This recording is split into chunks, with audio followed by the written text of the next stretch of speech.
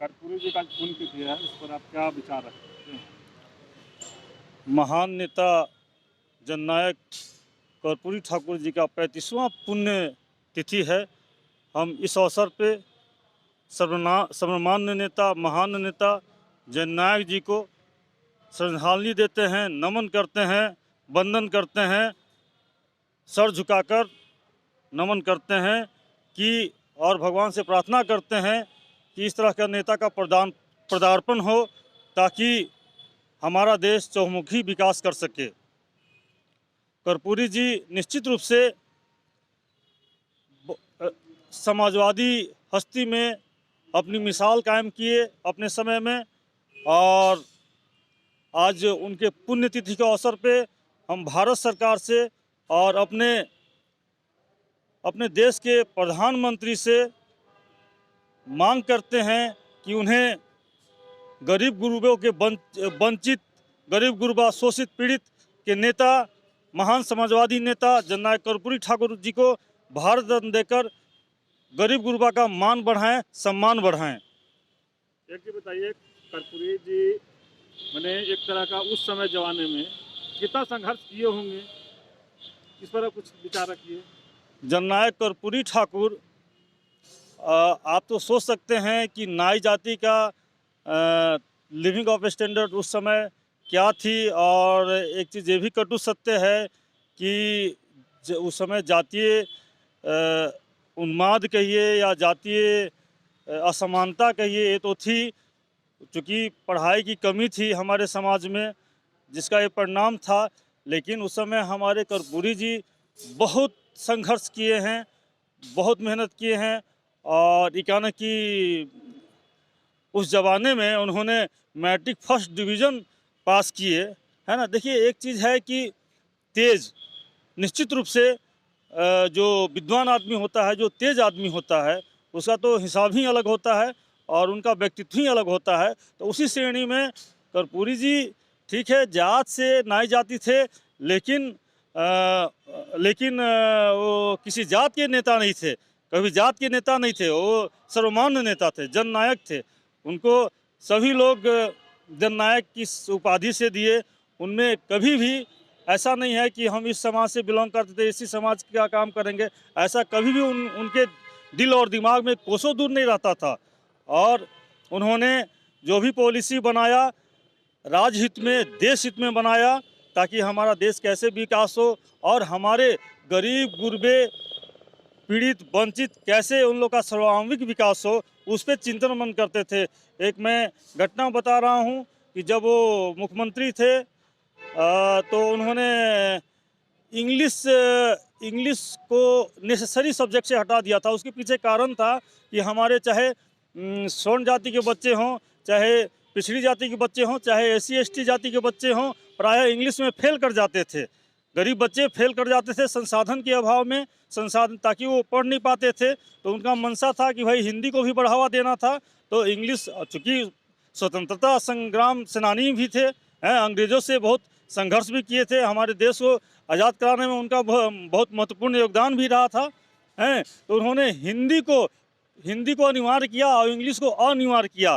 तो लोग बोलते भी थे मजाक में कि कर्पूरी डिवीज़न, लेकिन उसके पीछे बहुत बड़ा रहस्य छिपा हुआ था कि गरीब के बच्चे जो अंतिम पायदान पे बैठे हुए हैं, वो कम से कम आगे आएँ, आगे आकर उस आर्थिक रूप से समृद्ध हों, ताकि राज्य और देश का चहुमुखी विकास हो। कर्पूरी जी जननायक थे, उस समय भी आरक्षण की बात करते थे, इस पर आपका क्या विचार है? देखिए, आरक्षण का शाब्दिक अर्थ है प्रतिनिधित्व देना। आरक्षण का ये मतलब नहीं है कि गरीबी उन्मूलन कहीं से नहीं है, है ना। माने जिस जाति का प्रतिनिधित्व विधानसभा में, लोकसभा में नहीं है, उसका प्रतिनिधित्व देना, और प्रतिनिधित्व देकर उस समाज के बारे में, अगर समाज विकास नहीं किया है तो उस समाज के बारे में बताना, उस समाज के बारे में पॉलिसी बनाना, ताकि उस समाज का कैसे चहुमुखी विकास हो, कैसे राजनीतिक आर्थिक रूप से, शैक्षणिक रूप से समाज विकास करे। आरक्षण का मतलब ये है, आरक्षण का मतलब कतई नहीं है कि गरीबी उन्मूलन, ये कतई नहीं है। इस बात से मैं असहमत हूँ।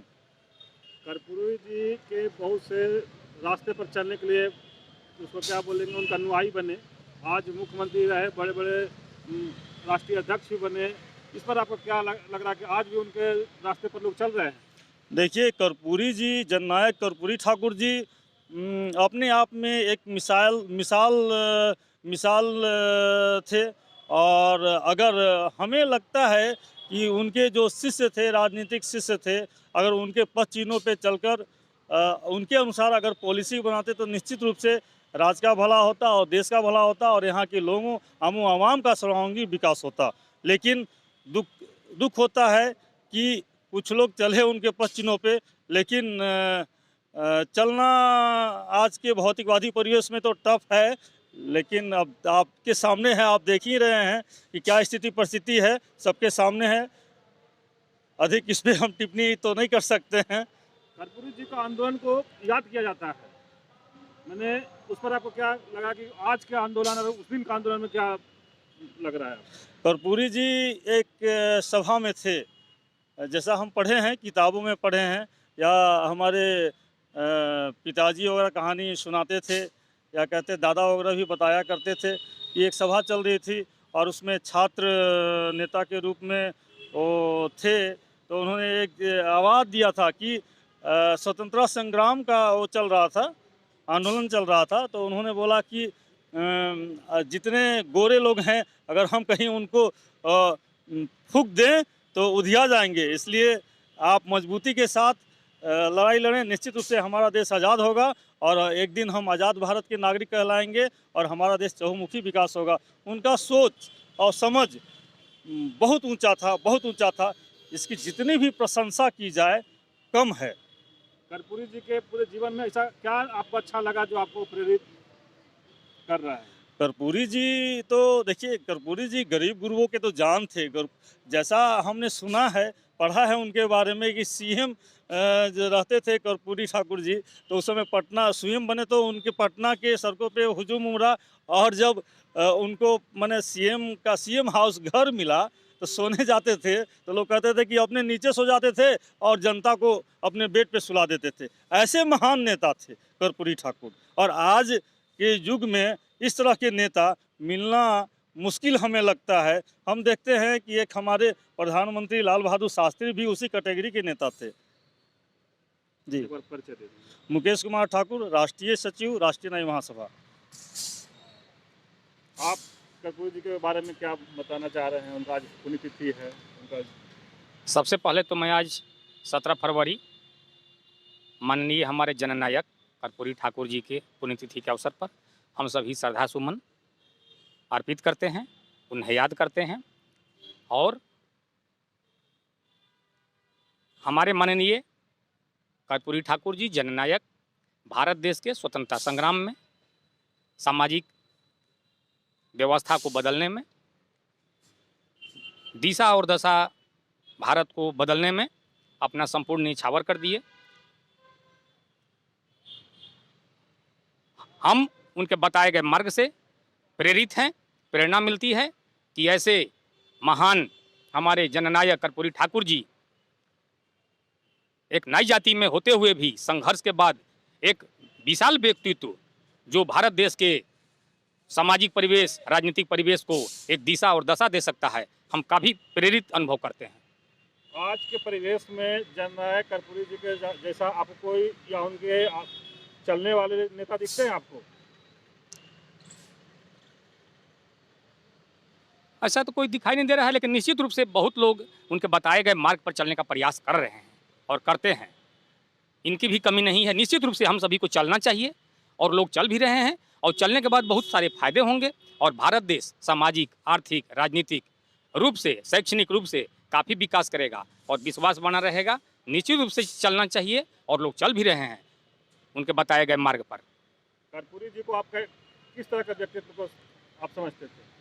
उनका विशाल व्यक्तित्व था। वो किसी जाति, धर्म, संप्रदाय और इस लेवल से कोई उनका बाउंडेशन नहीं था, कोई लिमिटेशंस नहीं था। वो विशाल व्यक्तित्व के आदमी थे, वो सभी के लिए थे। और वैसे भी महान व्यक्तित्व सभी के लिए प्रेरणा स्रोत होते हैं, जो हमारे आर्थिक, राजनीतिक और सभी गतिविधियों में भाग लेते हैं, वो प्रेरणा के स्रोत रहते हैं। निश्चित रूप से उनका बहुत सारा बात, जैसे उनका बताया गया कि अधिकार के लिए लड़ना सीखो, ये बहुत अच्छा मुझे प्रेरित करता है। और दूसरा उनका सबसे बढ़िया स्लोगन हमको लगता है जीवन में हम हरदम गाया करते हैं समय समय से, भोर उठो मुसाफिर भोर भयो, अब रैन कहाँ जो सोवत है, जो सोवत है सो खोवत है, जो जागत है सो पावत है। यह स्लोगन जो है हमारे जीवन में काफ़ी प्रभाव डालता है और दूरदर्शिता के साथ हम इसको एक्सेप्ट करते हैं और इस मार्ग पर चलने का भरसक प्रयास करते हैं, करते रहेंगे। उस दिन के नेता आज के नेता में आपको क्या अंतर लग रहा है? थोड़ा सा परिवेश बदला है भौतिकवादी समय में भी, लेकिन बताए गए मार्ग जो सबके लिए, जो देश के लिए, जो जनहित के लिए, जो सभी वर्गों के लिए, जो समाज के निचले वर्गों के लिए भी प्रेरणादायक है। निश्चित रूप से उनका बताया गया मार्ग सही है और सभी लोगों को चलने का प्रयास करना चाहिए महान व्यक्ति के बातों को लेकर के, तभी भारत देश का सर्वांगीण विकास होगा, सामाजिक समरूपता आएगी, एकरूपता आएगी और निश्चित रूप से भारत अग्रणी देश में गिना जा सकेगा, महान राष्ट्र के रूप में रहेगा और विश्व गुरु बन सकेगा। आलोक तिवारी, सामाजिक कार्यकर्ता।